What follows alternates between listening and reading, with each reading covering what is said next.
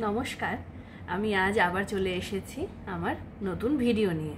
আজকে আমার আলোচনার বিষয় ষোড়শ মহাজনপদ। চলো তাহলে দেরি না করে আজ আমি তোমাদের ষোড়শ মহাজনপদ নিয়ে অনেকগুলো ইম্পর্টেন্ট কোশ্চেন আর অ্যান্সার তোমাদেরকে জানাবো। দেখো, রথমুসল কি?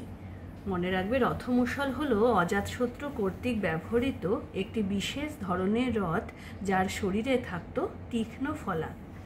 তাহলে রথমুসল ব্যবহার করত অজাতশত্রু। মহাকণ্টক শিলা কাকে বলে? এক বিশেষ ধরনের যুদ্ধাস্ত্র হলো মহাকণ্টক শিলা, যা অজাতশত্রু লিচ্ছবিদের সঙ্গে যুদ্ধে ব্যবহার করেছিলেন। এই উৎক্ষেপণ যন্ত্র দ্বারা শত্রু সেনা লক্ষ্য করে বড় পাথরের টুকরো নিক্ষেপ করা হতো। তাহলে তোমরা বুঝতে পারলে মহাকণ্টক শিলা কি। আলেকজান্ডারের ভারত আক্রমণের সময় মগধের শাসক ছিলেন ধননন্দ, মনে রেখো। পুরাণে দ্বিতীয় পরশুরাম বলা হয়েছে মহাপদ্মনন্দকে। পুরাণে দ্বিতীয় পরশুরাম বলা হয়েছে মহাপদ্মনন্দকে। শৈশুনাগ বংশের শেষ শাসক শিশুনাগের পুত্র কালাশোক বা কাকবর্ণ। মগধে শৈশুনাগ বংশের পর নন্দ বংশের শাসন প্রতিষ্ঠিত হয়েছিল। মনে রেখো, মগধে শৈশুনাগ বংশের পর নন্দ বংশের শাসন প্রতিষ্ঠিত হয়েছিল। শৈশুনাগ বংশের প্রতিষ্ঠাতা নাগদশকের অমাত্য শিশুনাগ 430 খ্রিস্টপূর্বাব্দে। হর্যঙ্ক বংশের শেষ শাসক হচ্ছেন নাগদশক। হর্যঙ্ক বংশের শেষ শাসক হচ্ছেন নাগদশক।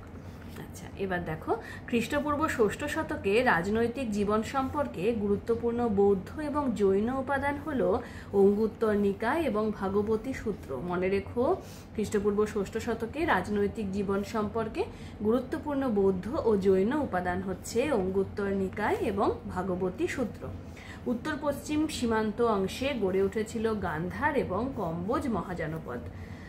দক্ষিণ ভারতে মহারাষ্ট্রে গড়ে উঠেছিল অশোক। মনে রেখো, অশোক মহাজনপদটি মহারাষ্ট্রে গড়ে উঠেছিল। পূর্ব ভারতে গড়ে উঠেছিল ভাগলপুরে গড়ে উঠেছিল অঙ্গ মহাজনপদ। প্রজাতান্ত্রিক মহাজনপদ তোমরা জানো, মহাজনপদ ছিল ব্রিজি বা বস্কি বা ব্রিজি। উত্তর বিহারে এবং মল্ল গোরখপুরে অবস্থিত।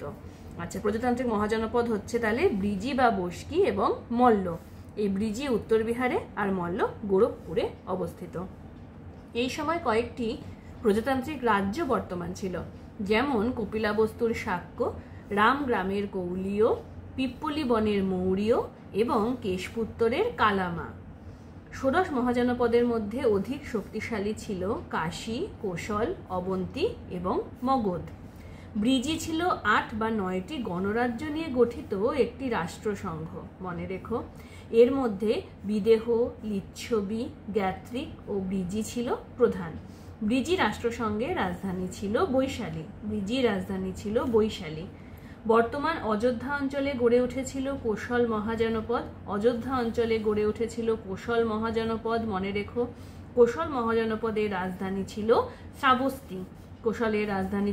শ্রাবস্তি। অঙ্গ মহাজনপদের রাজধানী ছিল চম্পা। পরবর্তীতে অঙ্গ মগধ রাজ্যের অন্তর্ভুক্ত হয়। বৎস মহাজনপদের রাজধানী ছিল কৌশাম্বী। বৎসরাজ উদয়নকে নায়ক করে ভাসের স্বপ্ন বাসবদত্তা, হর্ষবর্ধনের রত্নাবলী ও প্রিয়দর্শিকার নাটক রচিত হয়েছিল। এটা ভীষণ ইম্পর্টেন্ট, মনে রেখো। বৎসরাজা উদয়নকে নায়ক করে ভাসের ভাস লিখেছিলেন স্বপ্নবাসব দত্তা এবং হর্ষবর্ধনের রত্নাবলী ও প্রিয়দর্শিকার নাটক রচিত হয়েছিল। এবার দেখো, বর্তমান দিল্লি অঞ্চলে গড়ে উঠেছিল কুরু মহাজনপদ। মনে রাখবে, বর্তমান দিল্লি অঞ্চলে গড়ে উঠেছিল কুরু মহাজনপদের রাজধানী ছিল ইন্দ্রপ্রস্থ।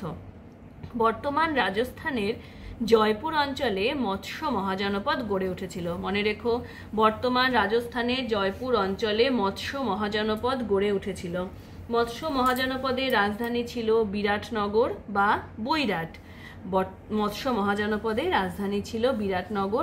বৈরাট। এবার সুরসেন মহাজনপদের রাজধানীর নাম ছিল মথুরা। কোশ্চেন আসতে পারে, তোমরা মনে রেখো সুরসেন মহাজনপদের রাজধানীর নাম ছিল মথুরা। মথুরা কার রাজধানী ছিল? কোন মহাজনপদের? সুরসেন মহাজনপদের। মহাভারত অনুসারে সুরসেন মহাজনপদে কোন বংশ রাজত্ব করত? যদু বংশ। মহাভারত অনুসারে সুরসেন মহাজনপদে যদু বংশ রাজত্ব করত। আচ্ছা, অসমক মহাজনপদের রাজধানী ছিল পোটান ও পোটালি।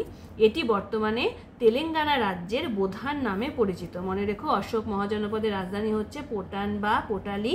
এটি বর্তমানে তেলেঙ্গানা রাজ্যের বোধান নামে পরিচিত। আচ্ছা, গান্ধার মহাজনপদের রাজধানী ছিল তক্ষশিলা। গান্ধারকে আকিমেনীয় সাম্রাজ্যের অন্তর্গত হিসাবে উল্লেখ করা হয়েছে।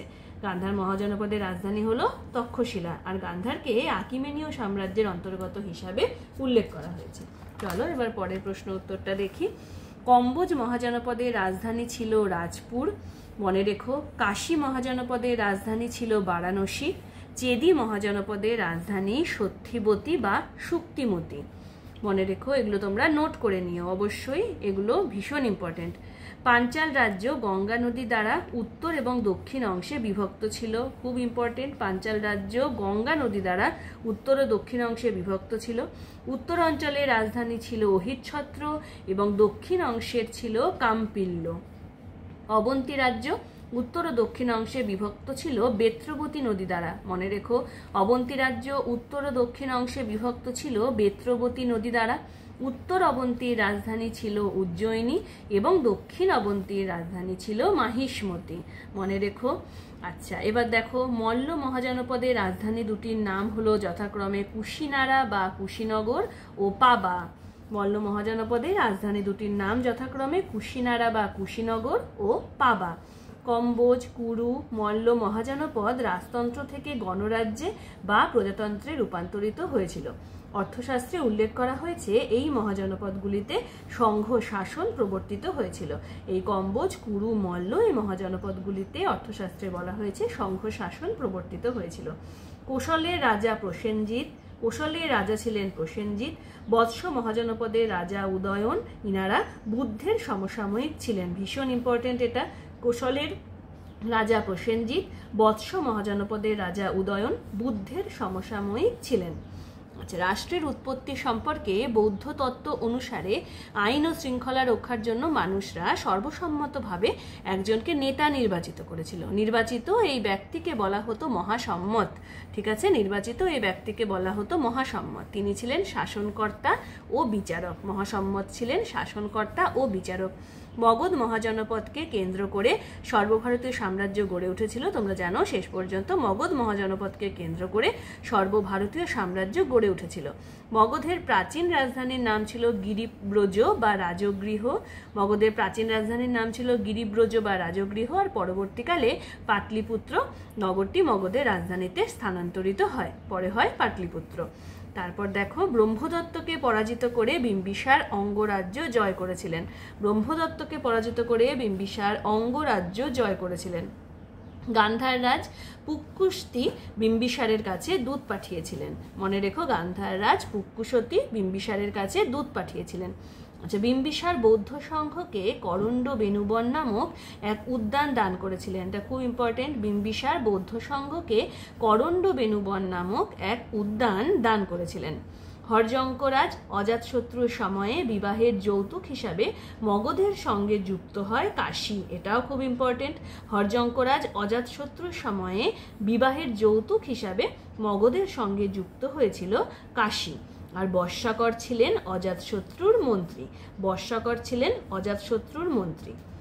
আজ আমি তোমাদের ষোড়শ মহাজনপদ নিয়ে অনেকগুলো আনকমন বিষয় জানালাম। এগুলো ভীষণ ইম্পর্টেন্ট। তোমরা অবশ্যই এগুলো পড়তে নোট করে নিও, আর ভীষণ ভালোভাবে এগুলো পড়ো। আমি বিষয়বস্তুটা তোমাদের সামনে খুব ভালোভাবে ক্লিয়ার করে দিয়েছি। তোমরা প্রতিটা জিনিস মনে রেখো, নোট করো এবং ভালোভাবে পড়ো। তাহলে তোমাদের ভীষণ ভালোভাবে তোমরা উত্তর দিতে পারবে। অবশ্যই মনে করে ভালোভাবে পড়ো। আর আমি আবার আসবো আমার পরের ভিডিও নিয়ে তোমাদের সঙ্গে।